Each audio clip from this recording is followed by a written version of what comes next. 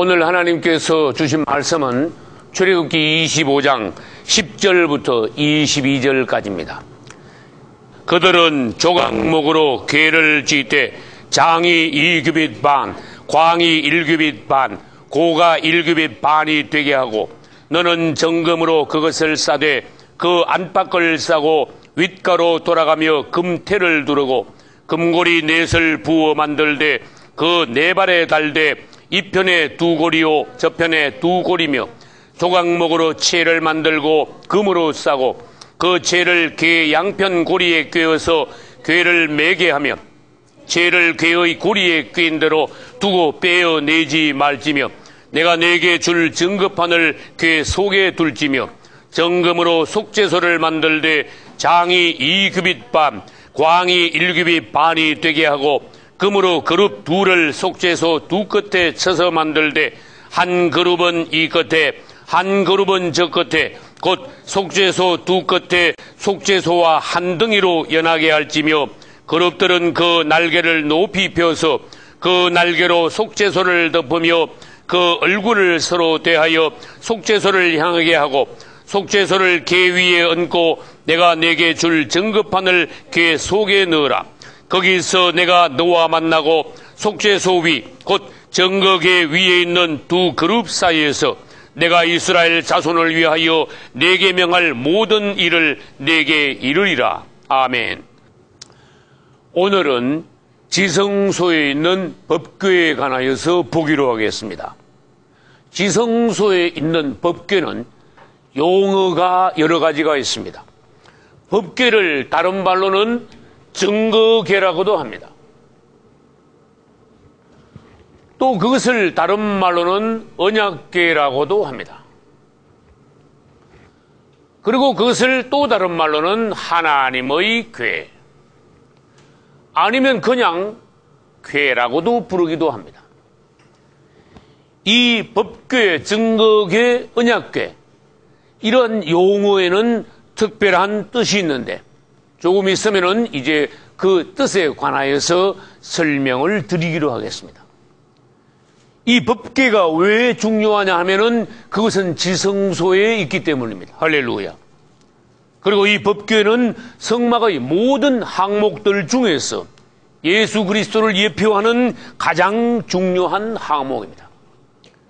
그러면 이 법궤의 특징에 관하여서 이제 여러 가지를 같이 살펴보기로 하겠습니다. 첫째, 이 법궤는 어떻게 만들어졌는가 하면은 조각목에다가 금을 입혔습니다. 우리 주 예수 그리스도께서 어떠한 분이신가에 관하여서 이 법궤가 조각목에 금을 입힌 것을 보면은 알 수가 있습니다. 조각목은 인성을 나타냅니다. 조각목은 인성을 나타내며 금은 하나님의 신성을 나타냅니다. 그러므로 우리 예수 그리스도 그분은 어떠한 분이십니까? 인성과 신성이 연합되신 분이시다. 할렐루야. 우리 하나님 그분이 금이시라면 우리 예수 그리스도 그분은 조각목에 금을 입히신 분이라는 것입니다. 여러분, 이 금이 법궤를 만드는데 그냥 금만 가지고 만든 것이 아니라 조각목으로 먼저 틀을 짜서 그 조각목에 안팎으로 금이 입혀졌다는 것입니다. 다시 말해서 이 금을 지탱하는 것은 조각목 나무인 것입니다. 이것은 무엇을 말합니까? 우리 주 예수 그리스도께서는 인성으로 나타나셨지만은 그분의 안팎은 신성, 곧 하나님이시라는 것이며 우리 하나님 그분은 인성에 의하여 인성 안에서 나타나신 분이시다. 할렐루야. 조각목에 금을 입혀 법궤가 된 것에 관하여서 우리는 예수 그리스도께서 어떠한 분이신가 알 수 있으므로 놀라우신 우리 주 예수 그리스도, 주님이 사람이면서도 온전한 하나님으로서 우리 가운데 오셔서 하나님을 사람 되게 하셨고 사람을 하나님 되게 하셨고 하나님과 사람이 하나 되게 하심으로써 마침내는 이 시대 말에 가서 금과 조각목이 하나가 되었듯이, 연합이 되었듯이 우리 사람과 하나님은 연합하여 한 몸을 이룰 것입니다. 예루살렘 성을 이룰 것입니다. 주님을 찬양합시다. 우리 주 예수 그리스도는 어떠한 분이신가 하면은 이 지성소 안에서도 법궤가 중심이 됨으로써 우리 주 예수 그리스도는 어떠한 분이시냐? 성막 안에서도 핵심이 되시는 분이시다. 여러분이 정거의 법궤는 성막 안에서 핵심을 이루고 있습니다. 이 핵심을 이룬다는 것은 무엇인가 하면은 우리 주 예수 그리스도 그분이 우주의 핵심이시다. 할렐루야. 성막의 중심이신 법궤, 즉 우리 주 예수 그리스도께서는 이 우주의 핵심이시며 주인공이시며 우리의 믿음의 주가 되시는 분이시다. 우리 믿음의 목표가 되신 분이시라는 것입니다. 할렐루야. 우리가 신앙생활을 하는데 우리 신앙생활의 목표, 주, 목적, 핵심은 무엇입니까? 우리 주 예수 그리스도이십니다. 할렐루야. 이 법궤가 성막 안에서 핵심인 것처럼 성막이 3400여 년 전에 광야에서 건축이 되었을 때 성막을 중심으로 하여 이스라엘의 200~300만 명의 모든 12지파의 사람들이 주변에 진을 쳤습니다. 200~300만 명의 이스라엘 백성들의 진 핵심에는 무엇이 있습니까? 성막이 있으며 성막의 핵심에는 무엇이 있습니까? 법궤가 있습니다. 할렐루야. 이 그림을 보고 우리는 무엇인가 깨달아야 합니다. 우리가 신앙생활을 합니다. 가정생활, 사회생활을 우리들이 이 땅에 살고 있습니다. 우리의 중심이 무엇입니까? 여러분에게는 중심이 있습니까? 여러분의 핵심은 무엇입니까? 교회 생활의 핵심, 가정에서 중심, 이 땅에 사는 우리의 인생의 핵심과 주제와 목표는 바로 우리 주 예수 그리스도가 되어야 한다는 것입니다. 할렐루야. 이제 지성소에 있는 지성소의 핵심인 법궤는 중심에 있었을 뿐만 아니라 운반할 때도 그것은 제일 앞에서 선두에 나서서 이스라엘 모든 민족들을 지도, 인도, 안내했습니다. 할렐루야. 그리고 난 뒤에 이 성막이 또 법궤가 가나안 땅에 들어가서 가나안 땅을 정복하고 난 이후에도 법궤가 있는 곳은 바로 이스라엘의 중심과 핵심이 되었습니다. 그래서 이스라엘의 모든 남자들은 1년에 3번씩 법궤가 있는 예루살렘에 모여 그분을 경배하고 그분 앞에 모든 백성들이 보였습니다. 그분 앞에서 모든 백성들이 하나임을 간증했습니다. 할렐루야. 그러나 열왕기상 12장에는 이스라엘에 불행한 일이 생깁니다. 이스라엘이 남과 북으로 분열되고 말았습니다. 북쪽 10지파는 이스라엘 왕국이 되었고 남쪽에 있는 2지파는 유다 왕국이 되었습니다. 남쪽 왕국은 르호보암이 왕노릇했고 북쪽은 반란을 일으킨 여로보암이 왕노릇했습니다. 이 여로보암은 법궤가 있는 예루살렘을 중심으로 하여 자기 백성들이 예루살렘에 1년에 3번씩 가는 것을 막기 위하여서 북쪽에 금송아지 2마리를 만들어서 단과 베델에 두고 그곳에 북쪽에 있는 이스라엘 백성들이 모여 하나님을 경배하게 했습니다. 이것은 무엇입니까? 여로보암은 법궤가 없는 성막을 만들었다는 것입니다. 이스라엘의 경배의 중심지는 예루살렘이었습니다. 법궤가 있는 그곳이었습니다. 그러나 여로보암은 법궤가 없는 북쪽에다가 경배의 중심지를 또다시 세워 이스라엘을 1차적으로는 정치적으로 분열시켰고 2차적으로는 종교적으로 분열을 시켜놓았습니다. 이것은 하나님 앞에 가장 무서운 죄가 되어 여로보암은 오늘날로 말하면은 삼족이며라는 모든 가족들이 하나님 앞에 멸족을 당하는 그런 심판을 받고 말았습니다. 여로보암이 경배의 중심지를 북쪽에 다시 세우고 이스라엘을 분열시킨 것과 같이 오늘날에도 여로보암의 후예들이 있습니다. 오늘날에도 교단이 계속하여 분열되고 있습니다.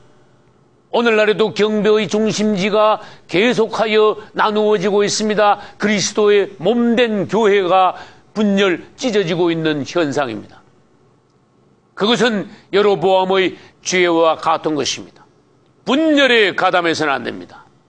연합하여 하나가 되어야 합니다. 할렐루야. 세 번째로, 법궤를 조금 전에도 말씀드렸습니다. 법궤를 언약궤 또는 증거궤라고 말했습니다. 법궤를 왜 언약궤 또는 증거궤라고 하는가? 우리 주 예수 그리스도께서 하나님의 언약이시라는 것입니다. 그리고 우리 주 예수 그리스도 그분은 하나님을 증거하시는 분이시라는 것입니다. 할렐루야.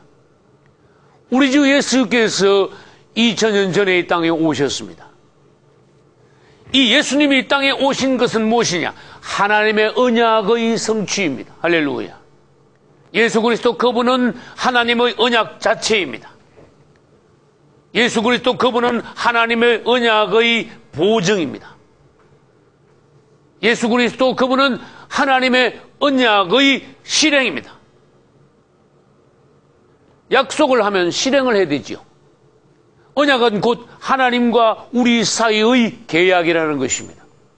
하나님과 우리 사이의 문서로 된 계약, 그것이 실현되기 위하여서, 약속이 지켜지기 위하여서 예수 그리스도 그분이 오셔서 예수 그리스도를 통하여 하나님의 언약이 실행된 것입니다. 성취가 된 것입니다. 주님을 찬송합시다. 그리고 예수 그리스도 오신 그분은 보이지 않는, 만질 수 없는 하나님을 증거하신 분이십니다. 나타내신 분이십니다. 예수 그리스도를 통하여 하나님은 나타나셨습니다. 하나님은 증거되셨습니다.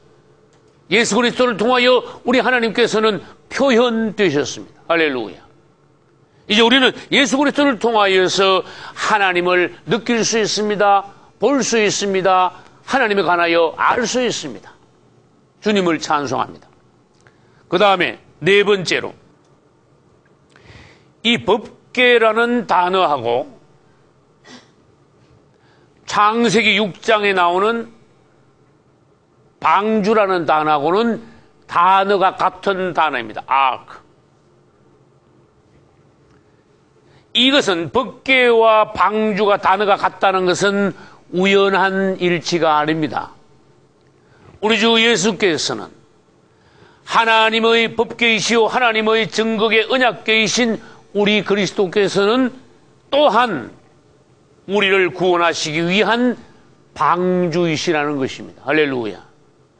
우리가 그분을 갖는 것은 하나님의 언약을 받는 것이고, 우리가 예수 그리스도를 아는 것은 하나님을 알게 되는 것이고, 우리가 예수 그리스도를 영접하고 우리가 그리스도 안으로 들어간다는 것은 오늘날 우리가 구원의 방주 안으로 들어간다는 것입니다.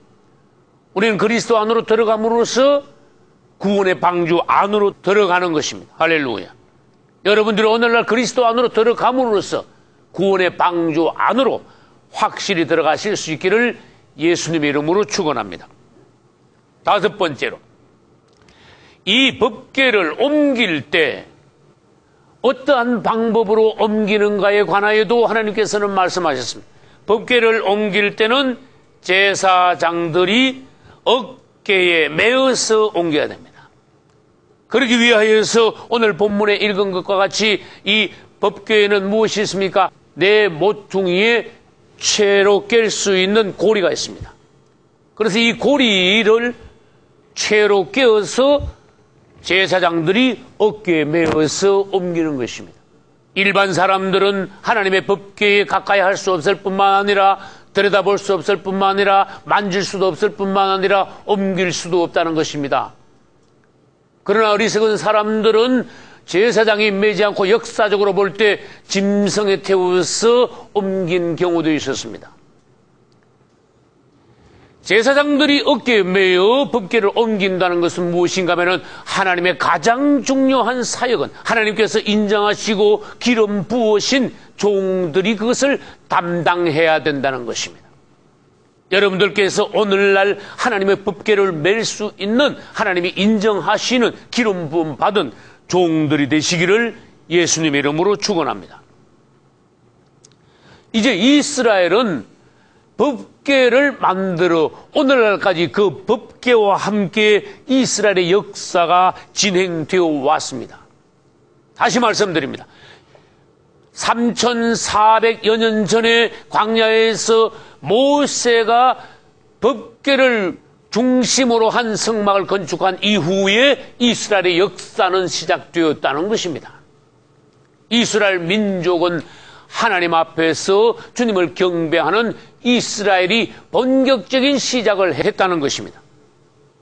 그러나 이스라엘이 법궤와 함께한 그들의 역사가 평탄했습니까? 그렇지 않습니다. 모세가 성막을 건축하면서 그 중심에 법궤를 두었습니다. 아까도 말씀드렸습니다. 법궤가 있는 곳에 성막의 이스라엘 모든 전체의 중심을 이루어서 성막을 중심으로, 즉 법궤를 중심으로 하여 이스라엘은 진을 쳤습니다. 광야에 머물 때는 이스라엘의 중심에 성막이 있었습니다. 그러나 이스라엘은 40년 동안 광야를 방황했습니다. 배회했습니다. 한 곳에만 40년 동안 머무르지 않고 대단히 여러 곳에 배회하면서 진을 쳤습니다. 그러면 이스라엘이 행진할 때는 어떻게 했습니까? 이스라엘이 행진할 때는 법궤가 맨 앞에 서서 그들을 지도하고 안내하고 인도했습니다. 할렐루야. 그것은 다시 말해서 우리가 생활 중에 있을 때 그리스도를 중심으로 하여서 진쳐야 되며, 우리가 신앙 전진할 때는 우리 주 예수 그리스도를 앞장세우고 그분이 우리를 위하여 앞에서 싸우시는 오늘날의 우리의 여호수아와 같이 그분을 앞장세우고 우리는 그분의 뒤를 따름으로써 가나안 땅을 정복해 나갈 수 있다는 것입니다. 이스라엘이 법궤를 앞세우고 나갈 때 그들은 백전백승했습니다. 할렐루야. 그러나 이 법궤의 역사는 순탄치만은 않았습니다. 모세가 죽고 여호수아가 대신하여 하나님의 종이 되었습니다. 요단강을 건널 때만 해도 좋았습니다. 요단강을 건널 때 당연히 제사장들이 법궤를 메고 요단강물에 발이 닿자마자 하나님의 법궤를 맨 제사장들이 발이 요단강물에 닿자 기적이 일어났습니다. 요단강이 갈라졌습니다. 할렐루야. 이스라엘은 요단강을 건너되 맨 땅을 건너듯이 건넜습니다. 할렐루야. 그리고 난 뒤에 이스라엘 백성들은 이 하나님의 법궤를 실로라는 곳에 모셔 놓았습니다. 이제 그곳에서 수십 년 동안 있는 동안에 세월은 흘렀습니다. 실로에서 또 수십 년이 흐르고 또 수십 년이 흐르고 이스라엘은 여호수아가 죽고 난 이후에 사사시대가 되었습니다.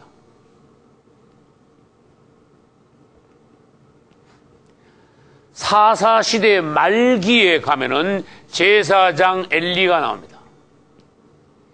이 엘리 제사장은 나이 많고 무능하였습니다. 하나님의 종으로서 자격이 없었습니다. 제사장이 시원치 않을 때에 블레셋과 전쟁이 일어났는데 불행하게도 이스라엘은 법궤를 블레셋에 빼앗기고 말았습니다. 이것은 이스라엘의 큰 불행입니다. 그들은 미신적인 방법으로 법궤를 사용하다가 오히려 블레셋의 법궤를 빼앗기고 말았습니다. 이 법궤는 블레셋 나라에 들어가서 이 도시 저 도시에서 7개월을 있었습니다. 그러는 동안에 이스라엘 모두는 법궤를 지키지 못했지만은 하나님께서는 스스로 그분 자신의 영광을 지켰습니다. 그분은 블레셋 도시에 다니시면서 블레셋을 침으로써 하나님이 살아계심을 직접 보여주셨습니다. 할렐루야. 그러자 블레셋 민족들은 하나님 앞에 항복하고 말았습니다. 도저히 하나님 앞에 설 수 없어 스스로 자기들이 빼앗아온 법궤를 스스로 이스라엘에 돌려보내기로 결정하고 벳세메스로 가는 암소 이야기가 유명합니다. 벳세메스로 가는 암소의 수레에 하나님의 법궤를 실어서 이스라엘로 돌려보냈습니다.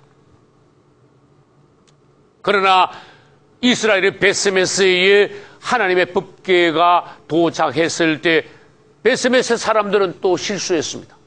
하나님의 법궤가 돌아왔을 때 그분께 제사한 것까지는 좋았는데 그들은 어떻게 했습니까? 법궤 안에 뭐가 들었는가? 사람의 호기심으로 법궤 뚜껑을 열어서 그 속을 들여다보고 말았습니다. 이것은 죄인들이 감히 하나님의 영광을 가까이 하며 하나님의 어떤 것을 호기심을 가지고 들여다볼 수 없다는 것입니다. 그때 수많은 사람들이 죽고 말았습니다. 이제 벳세메스 사람들은 법궤가 돌아와서 좋기는 좋았지만 금방 많은 사람들이 죽자 이웃에 있는 기럇예아림이라는 곳에 사람들을 통지하여서 너희들이 와서 이 법궤를 가져가라. 그래서 기럇예아림에 있는 아비나답이라는 사람 집에, 개인 집에다가 법궤를 모시고 무려 그곳에 20년이나 법궤가 있었습니다. 여러분, 얼마나 불행한 일입니까? 법궤가 무엇입니까? 하나님의 임재입니다. 법궤가 얼마나 놀라운 성막에서의 핵심입니까? 광야에서 법궤를 어떻게 만들어, 광야에서 법궤가 그들을 어떻게 인도했으며 하나님께서 이 법궤를 통하여서 이스라엘을 얼마나 축복했는데 이스라엘은 사사 시대 동안에 법궤를 소중히 모시고 하나님을 잘 섬기지 못하고 블레셋에 빼앗겼을 뿐만 아니라 이제 이 법궤는 개인 집에서 20년이나 보관되게 되었습니다. 이 법궤가 이스라엘에서 이리저리 배회하는 기간은 이스라엘의 암흑기가 되고 말았습니다. 그 이후에 사무엘 시대가 왔고 사무엘이 사울 왕, 그 다음에 다윗 왕에게 기름을 부었습니다. 다윗은 왕이 되고 난 이후에 하나님의 법궤를 아비나답의 집에서 예루살렘으로 모시고 올 마음이 있었습니다. 할렐루야. 다윗의 마음은 하나님을 사모하는 마음입니다. 다윗은 아비나답의 집에 가서 이제 하나님의 법궤를 예루살렘으로 모시고 오기로 했습니다. 그러나 잘못된 방법으로 수레로 하나님의 법궤를 모시고 오다가 우사가 하나님의 법궤에 손을 대었습니다. 우사는 그 자리에서 죽고 말았습니다. 그래서 다윗은 모시고 오지 못하고 석 달 동안 하나님의 법궤는 다시 오벳 에돔의 집에 머물고 말았습니다. 석 달 뒤에 다윗은 하나님의 법궤를 다시 예루살렘으로 모셔오는데 그때는 비로소 제사장들이 메고 모셔왔습니다. 할렐루야. 그때 그 유명한 다윗이 하나님 앞에서 속살이 다 보이도록 춤춘 것이 그때입니다. 이제 법궤가 예루살렘으로 돌아왔으므로 이스라엘의 전성기는 시작되었습니다. 그리고 솔로몬 왕 때 성전을 건축하고 지성소에 법궤가 모셔졌습니다. 그때야말로 이스라엘의 최전성기가 된 것입니다. 할렐루야. 그러나 그 이후에 이스라엘은 내리막을 만났습니다.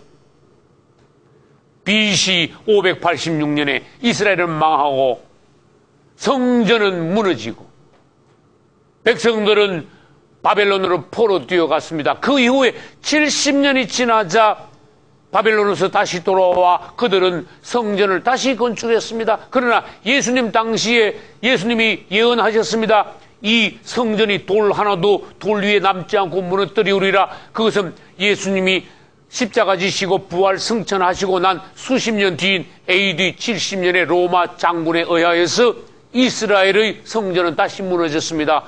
이스라엘은 성전이 없습니다. 법궤도 없어지고 말았습니다. 오늘날 법궤가 어디 있는지 아는 사람은 아무도 없습니다. 하나님뿐이십니다. 그러나 우리 주 예수께서 다시 지상 재림하실 때에 이 땅에 천년왕국이 세워질 때에 법궤는 나타나게 될 것입니다. 오늘날 이스라엘은 어떠합니까? 이스라엘은 법궤가 없습니다. 이스라엘의 법궤가 없다는 것은 무엇입니까? 그리스도가 없다는 것입니다. 그리스도가 없다는 것은 무엇입니까? 말하자면 쭉정이라는 것입니다. 껍데기라는 것입니다. 여러분, 껍데기는 무엇입니까? 생명이 없는 것입니다. 신앙생활도 껍데기만 할 수 있다는 것입니다. 그래서 성경에는 가라지 쭉정이라는 말씀이 나오는 것입니다. 그리스도 없이, 그리스도가 중심에 있지 않고 그분을 사랑하지 않고 우리들이 신앙생활을 할 때 법궤 없는 이스라엘처럼 된다는 것입니다. 그것이 바로 죽은 종교입니다. 그것이 바로 생명이 없는 종교입니다. 오늘날 기독교도 잘못하면 그리스도 없는 죽은 종교가 될 수 있습니다. 오늘날 교회도 잘못하면, 오늘날 우리 성도들도, 우리 가정도 잘못하면 그리스도 없는 껍데기 신앙이 될 수 있는 것입니다. 우리 중심에 그분을 모십시다. 그분이 여러분 중심을 차지하고 그분이 여러분 중심에서 왕좌에 앉으셔야 됩니다. 할렐루야. 여러분들이 오늘날 그분을 중심에 모시고 여러분의 중심에 하나님의 법궤, 지성소의 법궤를 앉히듯이 여러분의 영 안에 그리스도를 모심으로써 여러분이 살아있는 하나님의 성전이 되시기를 예수 그리스도 이름으로 축원합니다. 할렐루야.